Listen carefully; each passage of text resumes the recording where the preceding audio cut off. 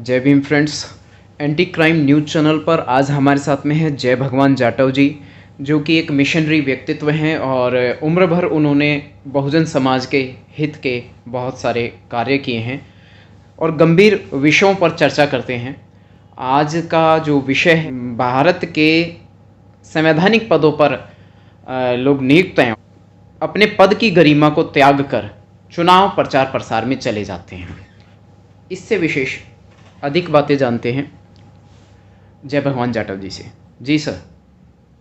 मैं आपके चैनल का हार्दिक स्वागत करता हूं। एंटी क्राइम जो आपका चैनल है, इसका मैं हार्दिक स्वागत करता हूं। मैं ये कहना चाहता हूं कि अभी 5 राज्यों में चुनाव हो रहे हैं और 5 राज्यों में चुनाव के लिए सभी नेताओं ने पूरी ताकत लगाई हुई है। मेरा इसमें बड़ा ऐतराज है। बड़ा ऐतराज ये है कि जो संवैधानिक पद के ऊपर बैठा हुआ है, चाहे वो प्रधानमंत्री है, चाहे वो मुख्यमंत्री है, या कोई भी मंत्री है, या किसी भी संवैधानिक पद पर बैठा हुआ आदमी है, चाहे किसी कमीशन का, किसी का भी आयोग का अध्यक्ष है, या कोई भी ऐसे पद पर है जो संवैधानिक पद है, उसको चुनाव प्रचार में नहीं जाना चाहिए और इसके ऊपर बैन लगना चाहिए कि कोई भी आदमी जो संवैधानिक पद पर जाए बैठा है वो चुनाव प्रचार नहीं करे। इसका मुख्य कारण ये है कि चुनाव दलों का होता है। कोई भी पार्टियां हैं, जैसे उत्तर प्रदेश में बहुजन समाज पार्टी चुनाव लड़ रही है, Congress, all India Congress committee चुनाव लड़ रही है, भारतीय जनता पार्टी चुनाव लड़ रही है, समाजवादी पार्टी चुनाव लड़ रही है, और भी ऐसे बहुत सी पार्टियां चुनाव लड़ रही हैं जो अपनी ताकत आजमाइश कर रहे हैं। तो पार्टियां चुनाव लड़ रही हैं, पार्टियां ही चुनाव लड़े। इसमें प्रधानमंत्री का क्या काम जी। या मुख्यमंत्री का क्या काम या गृह मंत्री का क्या काम, इनको नहीं जाना चाहिए। ये जनता को इन्फ्लुएंस करते हैं, जो कि गलत है। पार्टियां चुनाव लड़ रही हैं तो पार्टियां चुनाव लड़े। पार्टियों में पार्टियों के अध्यक्ष हैं, उनके और पदाधिकारी हैं, वो जाकर के प्रचार प्रसार करें, अपनी अपनी पार्टी के बारे में बताएं, अपनी अपनी उपलब्धियां जो भी है वो उनके सामने गिने। ये इनको किसी ने कह दिया कि भाई प्रधानमंत्री जा करके एक राज्य के चुनाव में जा करके वो अपना प्रचार प्रसार करे, उसको कोई हक नहीं है, वो नहीं जा सकता। यदि उसको जाना ही है और वो समझता है कि तेरा प्रचार करना जरूरी है, तो चाहे प्रधानमंत्री हो चाहे मुख्यमंत्री हो, उसको रिजाइन देना चाहिए अपने पद से रिजाइन दे करके वो अपनी पार्टी का चुनाव प्रचार कर सकता है। क्योंकि प्रधानमंत्री जो है या मुख्यमंत्री जो है, प्रधानमंत्री पूरे देश का प्रधानमंत्री है, उसका मेरा देशवासियों से ये आग्रह है कि सरकार के ऊपर, किसी की भी सरकार हो, मेरा ये कहना है कि मान लिया कांग्रेस पार्टी की सरकार है और कांग्रेस पार्टी उत्तर प्रदेश में या कहीं भी किसी भी राज्य में चुनाव लड़ रही है, तो उसका मुख्यमंत्री, चाहे वो पंजाब का चन्नी हो, चाहे वो गहलोत हो राजस्थान का मुख्यमंत्री, वो चाह करके प्रचार प्रसार नहीं कर सकता। प्रचार प्रसार करने के लिए कोई भी आदमी जो भी प्रचार प्रसार करेगा वो किसी संवैधानिक पद पे नहीं होना चाहिए, चाहे वो किसी भी पार्टी का हो। तो मेरा इसमें बड़ा विरोध है इस बात का कि इन लोगों को प्रचार प्रसार के लिए नहीं जाना चाहिए। इनको कोई राइट नहीं है कि ये प्रचार प्रसार के लिए जाए। पार्टियां चुनाव लड़ रही है, पार्टियां चुनाव लड़े, यही मेरा इसमें कहना है। दूसरा मेरा ये कहना है कि जो भी सरकार है, जहां भी चुनाव हो रहा है, यदि उत्तर प्रदेश में चुनाव हो रहा है तो उत्तर प्रदेश की सरकार भंग करनी चाहिए और भंग होकर के ही चुनाव होना चाहिए। वो पदों पर बैठे रहें और प्रचार प्रसार करने के लिए जाए, ये बिल्कुल गलत है। वो पूरी वहाँ की सरकार भंग हो जाए, वो किसी भी अस्तित्व में न रहे। जब वो नई सरकार कोई बंद करके चुन करके आएगी, वही कारोबार संभाले और वही आगे का काम करे। इसलिए चाहे वो सरकार यूपी में भाजपा की हो, वो सस्पेंड होनी चाहिए तब तक के लिए, जब तक कि नई शपथ समारोह ना हो जाए। ऐसे ही चाहे वो भाजपा की सरकार उत्तराखंड में हो, चाहे वो कांग्रेस की सरकार हिमाचल में, उसमें पंजाब में हो, कहीं भी हो, किसी की भी सरकार हो, वे सब भंग हो जानी चाहिए और उसकी बागडोर वहाँ के, यदि विधानसभा का चुनाव है तो वहाँ के कोर्ट के हाथ में उसकी बागडोर हो और जी। वो कोर्ट के अंतर्गत वहाँ का चुनाव आयुक्त, स्टेट के चुनाव आयुक्त उसके कंट्रोल में हो और वो चुनाव कराएं, निष्पक्ष चुनाव कराएं, उसमें किसी की भी कोई दखल अंदाजी नहीं होनी चाहिए। ये मेरा इसके लिए कहना है। जी। तीसरा मेरा ये कहना है कि जो सरकार बनेगी वो निष्पक्ष सरकार होगी और जो भी आदमी MP MLA चुन करके जाता है, यदि अभी 5 स्टेटों के राज्य के चुनाव होने हैं, कोई भी सरकार बने, उसमें कोई भी सहयोग तो ले सकता है, लेकिन किसी भी चुने हुए आदमी को, किसी भी MLA को, चुने हुए को वो तोड़ नहीं सकते, तोड़ करके अपने अंदर मिला नहीं सकते, क्योंकि वो किसी खास पार्टी के नियम कानून के तहत चुन के गया है। वो उसी पार्टी में काम करेगा, वो किसी भी अपनी पार्टी के घोषणा पत्र के अलावा वो दूसरी पार्टी को समर्थन दे सकता है, लेकिन उसमें ज्वाइन नहीं कर सकता। जो भी आदमी ज्वाइन करेगा तो वो ज्वाइन तभी कर सकता है जबकि वो नया चुनाव लड़ करके आए। उसको MLA को रिजाइन देना पड़ेगा और रिजाइन दे करके नया चुनाव लड़के आकर के ही वो चुनाव उसमें हो। तीसरा मेरा ये कहना है कि जो ये 30% पे 35% के लोग ऊपर जीत करके MLA डिक्लेयर किए जाते, ये बहुत गलत परंपरा है। चाहे जहाँ भी गलती हुई हो, भले ही वो किसी से भी गलती हुई हो, तो ये चुनाव में सुधार होना चाहिए और कोई भी आदमी जिसको 50% 1 वोट नहीं मिला हो, वो आदमी चुनाव डिक्लेयर नहीं करा सकते।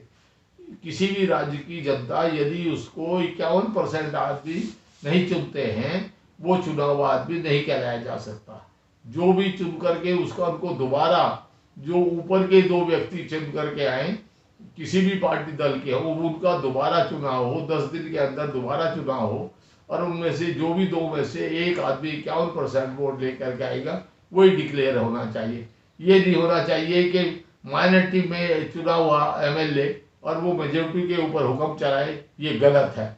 कोई भी सरकार बने, उसकी टोटल जो चुने हुए आदमी हो वो कम से कम आधी जनता का जरूर रिप्रेजेंट करते हो। यदि वो इससे कम का करते हैं तो हम लोग इसको मानने को तैयार नहीं है। दूसरी बात मैं और ये कहना चाहता हूँ कि जो भी MP MLA चुन करके जाते हैं, चाहे वो सांसद हो चाहे वो MLA हो, लेकिन जब भी कभी कोई बिल पार्लियामेंट में आए या विधानसभा में आए, उसको पास करने के लिए कोई व्हिप नहीं होना चाहिए। क्योंकि हमने कोई पार्टी को चुन करके भेजा है, किसी पार्टी के यदि हमने कैंडिडेट को चुन करके भेजा है, तो वो कैंडिडेट फ्री होना चाहिए कि वो अपनी वोट बिल के खिलाफ भी डाल सकता है, बिल के फेवर में भी डाल सकता है। उसको निष्पक्ष वोट डालने का अधिकार होना चाहिए। ये जो गलत बिल, जैसे कि ये कोई भी बिल ले आए और उसमें व्हिप जारी कर दिया और पार्टी को कंपलसरी हो गया कि वो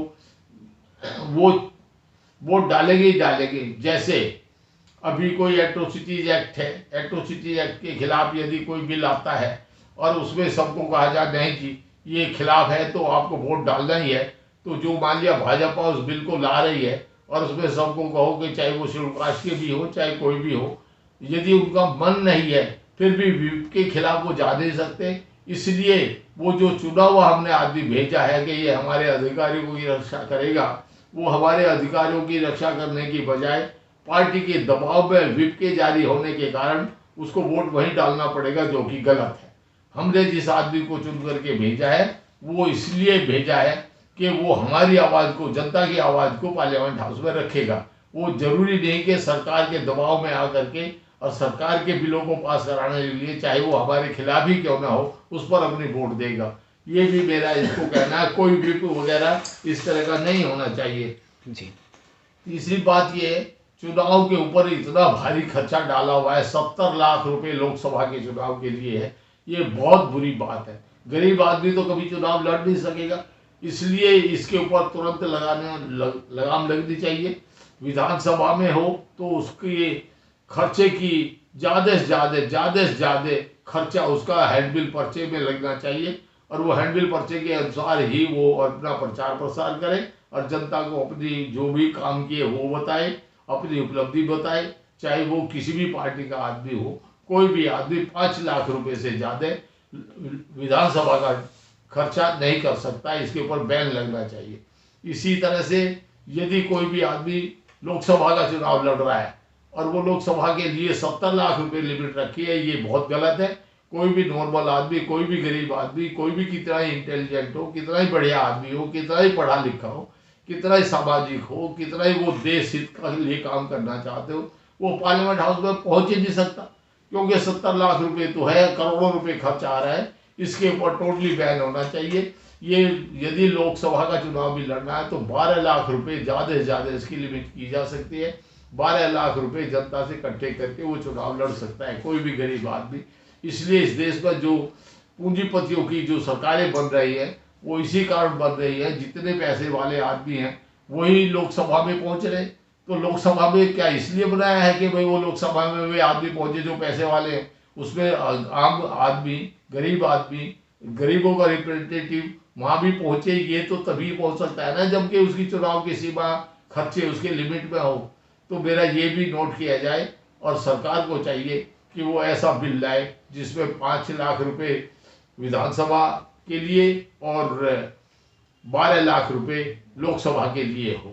तीसरा मेरा ये कहना है कि इस देश में 543 सांसद चुन के आते हैं लोकसभा के, और 543 एमपी में यदि इनको 60 आदमी भी, 70 आदमी भी यदि कैबिनेट बनाने के लिए जो सरकार बनती है, कैबिनेट जो बनाई जाती है, कैबिनेट में 50, 60, 70 आदमी जो भी मंत्री बने, कैबिनेट बने, उसमें लोकसभा के ही आदमी हो। ये जो बेईमानी चल रही है, जो लोग पिछले दरवाजे से इनको राज्यसभा में ला करके मंत्री बना रखे हैं, वो बिल्कुल गलत है।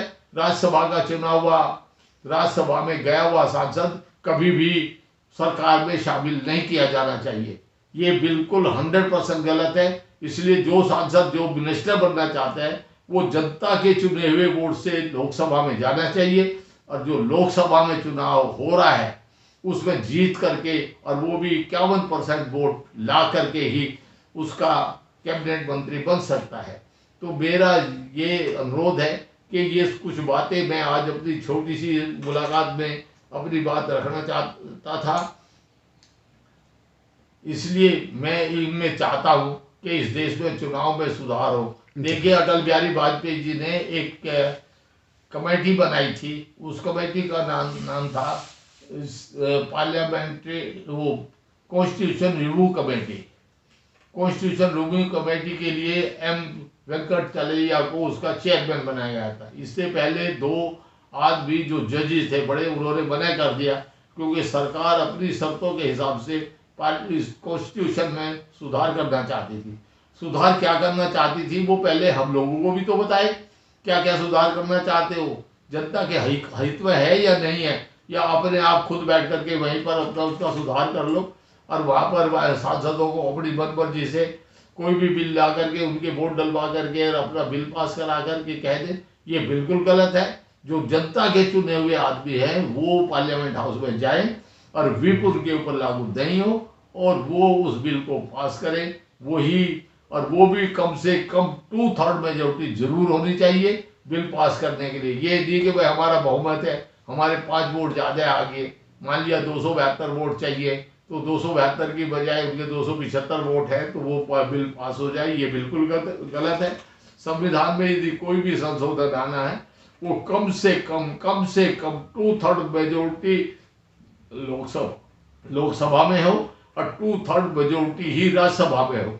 वही आदमी वही मेजोरिटी से बिल पास हो। जो बेईमानी करके ये लोग हाथ उठाओ का क्या मतलब होता है? जब वहाँ मशीन लगी है, जब वहाँ वोट डाले जा सकते हैं, पर्ची डाली जा सकती है, फिर वहाँ हाथ उठाने का क्या मतलब? हाथ कोई नीचे को कर लेता है, कोई ऊपर को। ये बेईमानी का राग है। और जो बिल को पास कर दिया, जो भी आदमी गए वे पार्टी के चुने हुए आदमी होते हैं, वे किसी पार्टी विशेष दल से संबंध रखते हैं, इसलिए हम लोग उनके ऊपर विश्वास नहीं कर सकते, क्योंकि जितने भी इस तरह के हालात पैदा हुए हैं उन लोगों ने विश्वासघात किया है। और विश्वासघात करके बिल को पास कराया है। ये बिल्कुल गलत है। इसलिए जनता के फायदे के लिए, जनता के लिए बहुत से चुनाव सुधार होने जरूरी हैं। जो कॉन्स्टिट्यूशन रिव्यू कमेटी बनी थी एम वेंकट चलैया की रिपोर्ट को संसद के अंदर रखना चाहिए। उन्होंने क्या क्या सुधार के लिए सुधार सुझाए थे, वो जजेस थे, उसमें कम से कम 30-40 जजों को इन्वॉल्व किया गया था। सभी के विचार आए थे और सभी ने मिलकर के संविधान की समीक्षा की। संविधान की समीक्षा करके कुछ सुझाव उन्होंने दिए थे। वे सुझाव क्यों नहीं लाए गए, पार्लियामेंट हाउस में क्यों नहीं रखे गए? हम भी तो जानते हैं वो क्या सुझाव आए थे। और जो ये लोग भाजपा के लोग अभी इस संविधान को कह रहे हैं हम बदल देंगे, ये अपनी दकियान मुझसे विचार छोड़ दे। पार्लियामेंट हाउस में जो संविधान है जिसके अंतर्गत देश चल रहा है, इसमें तनिक भी छेड़ाछाड़ी की गई या किसी तरह का भी इसमें भेदभाव या करने की कोशिश की गई, तो जो लोग इस देश के मुट्ठी भर लोग हैं, जो ये चाहते हैं हमारा सत्ता पे कब्जा रहे, जो ये चाहते हैं कि हम मनुस्मृति लागू करें, उन लोगों को भूल जाना चाहिए। वो जमाना बदल चुका है। देश की आबादी 135 करोड़ के लगभग है। इस देश को बचाए रखिए, नहीं इस देश में गदर होगा। और गदर के लिए जो मुट्ठी भर लोग हैं, जो इस देश की ब्राह्मण व्यवस्था में इसको पोषना चाहते हैं, जो ये इस देश पर हमारे ऊपर, सभी के ऊपर देश में जबरदस्ती हिंदू धर्म लादना चाहते हैं, उनको अपने दिमाग ठीक करने चाहिए। हिंदू धर्म कोई धर्म नहीं है, ये एक परंपरा है, ये प्रथा है, ये कोई धर्म नहीं है। जो लोग, जैसे मेरा आक्षेप है, मेरा ये सरकार के ऊपर आक्षेप है कि जो इस देश के दलित है, जो इस देश के शेड्यूल कास्ट है, जो इस देश के मूल निवासी हैं, जो यहाँ के शेड्यूल ट्राइब है, वे लोग कब हिंदू बने? किसने हिंदू बनाया? हम तो अछूत थे, अछूत हैं, बौद्धिस्ट थे, बौद्धिस्ट हैं। हम लोग कभी भी हिंदू नहीं बने, ना किसी ने बनाया। जबरदस्ती हम लोगों को हिंदू बना रखा है। हम हिंदू नहीं हैं, बिल्कुल नहीं है। हम लोग अछूत हैं, शेड्यूल कास्ट हैं, हम लोग शेड्यूल ट्राइब हैं, आदिवासी हैं। इसीलिए हम लोगों की गिनती शेड्यूल कास्ट में ना की जाए, उसको तुरंत बैन लगाया जाए। हम शेड्यूल कास्ट हिंदू रह करके शेड्यूल कास्ट बने रहना नहीं चाहते। हम लोग चाहते हैं कि हम लोग मूल निवासी हैं। हम लोगों का धर्म कोई धर्म नहीं है। हमारा धर्म बौद्ध धर्म था। हम बुद्धिस्ट थे, बुद्धिस्ट हैं, बुद्धिस्ट रहेंगे। हम लोगों ने कभी हिंदू धर्म स्वीकार नहीं किया।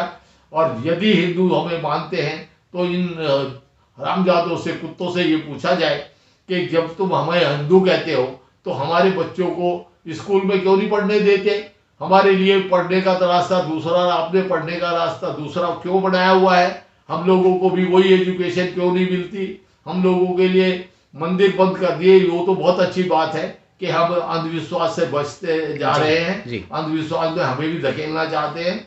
और यदि इन लोगों ने अंधविश्वास, पाखंडवाद फैला करके मनुस्मृति को लागू करने की कोशिश की, तो मैं इस देश के जो ये मुट्ठी भर लोग हैं उनको ये सीधी चेतावनी देना चाहता हूं कि वो बाज आ जाए, नहीं तो इन मुट्ठी भर लोगों को ये देश बर्दाश्त नहीं करेगा, इनको कुचल के रख देगा।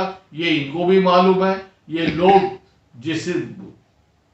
जिस पुलिस प्रशासन या जिस मिलिट्री के ऊपर लिखना चाहते हैं, इन लोगों को मालूम है कि उसमें जो आदमी है वो भी हमारे हैं, वो भी हमारे समाज के ही है, चाहे वो दलित समाज के हो, पिछड़ी जाति के हो या कोई भी आदमी हो। वे लोग अधिकतम मूल निवासी समाज से, वो सब दलित समाज के हैं, वो बहुजन समाज के हैं। बहुजन समाज का आदमी कभी नहीं चाहेगा कि इस देश में मनुस्मृति वाली बातें फिर दोबारा से उठाई जाए। और मेरा अपने सभी समाज के जो हिंदुत्व वाले लोग हैं, हिंदुत्व समाजवादी जो बनाना चाहते हैं, उन लोगों को भी ये आग्रह है कि वो अपने ये दकियानूसी विचार छोड़ दें और सीधे सीधे देश को चलाएं, देश को खुशहाल बनाएं।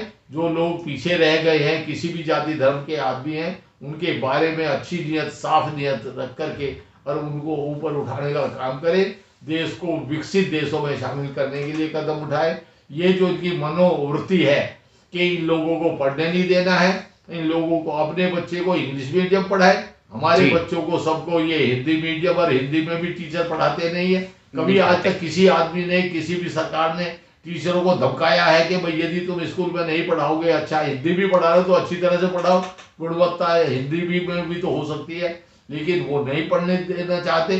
अपने बच्चे को इंग्लिश मीडियम पढ़ा करके देश विदेश डॉक्टर इंजीनियर सारा जजेस वही बनाना चाहते हैं। सारा काम तो इंग्लिश में होता है। आज का बजट पेश किया गया, मैं उसमें बैठा सुन रहा था। वो सीतारमण जो निर्मला सीतारमण जी है वो सारा इंग्लिश में बोल रही थी। उसमें आधे आदमी तो पार्लियामेंट हाउस में ऐसे बैठे थे जिनको इंग्लिश आती ही नहीं, उनकी भी समझ में नहीं आ रहा था वो क्या बोले, बस दूसरे को देख करके वो बेच थपथपा रहे थे। तो इसमें किसी को मालूम नहीं। यदि ये तुम चाहते हो कि इस देश में इंग्लिश ही चलनी है तो इंग्लिश चलाइए, हमें कोई एतराज नहीं। पर हमारे बच्चों को भी, दलित के बच्चों को भी, पिछड़े के बच्चों को भी, आदिवासियों के बच्चों को भी, मुस्लिम बच्चों को भी इंग्लिश मीडियम ही पढ़ाना शुरू करिए ना। फिर बेईमानी क्यों करते हैं? आपके दिलों में ये बेईमानी कहां से आई? आप लोग क्यों नहीं चाहते कि सभी देश के आदमी इंग्लिश में यदि काम हो रहा है, इंग्लिश में ही यदि बजट पेश हो रहा है तो हम लोग सब समझ सके, तो कम से कम वो सब हमारे बच्चों को भी तो इंग्लिश पढ़नी चाहिए। तभी तो हम समझेंगे क्या बोल रहे हैं, क्या गलत है, क्या सही है। हमारे पास कोई स्पीकर थोड़े ही लगे हैं या हमारे ट्रांसलेटर हमारे पास थोड़ा ही है। हम लोग जो देख रहे हैं, जो सुन रहे हैं, जो अभी कल अखबार में छपेगा, सारे अखबार इनके अपने हैं। वो कल किस तरह से वो अपनी प्रेस रिलीज करते हैं, क्या क्या लिख के लाते हैं, क्या अच्छा क्या बुरा, हम लोग को क्या जाने कि वो बोला क्या था और अब अखबार में क्या छपा है, जब हम इंग्लिश पढ़े ही नहीं है। हमारा 90% आदमी इंग्लिश समझता ही नहीं है। देश का आदमी एक तरह का अनपढ़ है। इस देश में पढ़ने लिखने दिया जाता ही नहीं। तो मेरा ये कहना है कि यदि इंग्लिश ही चाहते हो कि इंग्लिश ही में ही पढ़ा जाए तो हमें कोई एतराज नहीं। तो इंग्लिश पहली क्लास से सभी देश के सभी बच्चों को, समाज का, चाहे वो किसी भी जाति धर्म का बच्चा हो, सबको इंग्लिश ही पढ़ाइए पहली क्लास से, तो हम इंग्लिश भी समझने के लिए तैयार है। और नहीं तो जो ये डबल स्टैंडर्ड अपना करके इस देश में दोगली नीति बनाना चाहते हैं, हमें ये कतई मंजूर नहीं है। इसलिए सरकार को होश में आना चाहिए और इन सरकारों को निष्पक्षता के साथ में सभी धर्मों जातियों के साथ में एक सा व्यवहार करना चाहिए, चाहे वो किसी का भी बच्चा हो। ये मुट्ठी भर लोग यदि ये चाहें कि ये बहुजन समाज को दबा करके, इनको कुचल करके हम लोग अपने सत्ता में हमेशा बना रहेंगे, ये नहीं हो सकता। ये छल कपट कुछ देर तक चल सकता है, ज्यादा देर तक नहीं चल सकता। अभी ये जो सारा मशीन के ऊपर, ईवीएम के ऊपर वोट डलवा रहे हैं, ये बेईमानी का राग है। यदि बेईमानी का राग नहीं है तो बैलेट पे क्यों नहीं डलवा देते? यदि ये इतने ही ईमानदार है और ये कहते हैं कि मशीन में कोई गड़बड़ नहीं होती, कोई कुछ नहीं होता, और हमको शक है, तो हमारा शक समाज का 90% आदमी इसके खिलाफ है मशीन के, तो वोट क्यों नहीं डलवा देता बैलेट पेपर के ऊपर? यदि ये ईमानदार है तो बैलेट पेपर डलवा दे। और यदि ज्यादा नहीं कर सकते तो मेरी एक बात मान ले कि वो मशीन भी वहां रख दे, बैलेट पेपर भी वहां रख दे। जो लोग बैलेट पेपर पे वोट देना चाहे वो बैलेट पेपर पे मोहर लगा करके अंदर डाल दे अपना बैलेट पेपर, और जो लोग मशीन पर डालना चाहे वो मशीन पर डाल दे। दोनों व्यवस्था करने में क्या दिक्कत है? लेकिन ये नहीं करेंगे, नहीं करेंगे, नहीं करेंगे, क्योंकि बेईमान लोग हैं, भ्रष्ट लोग हैं, इनके दिल में पाप है।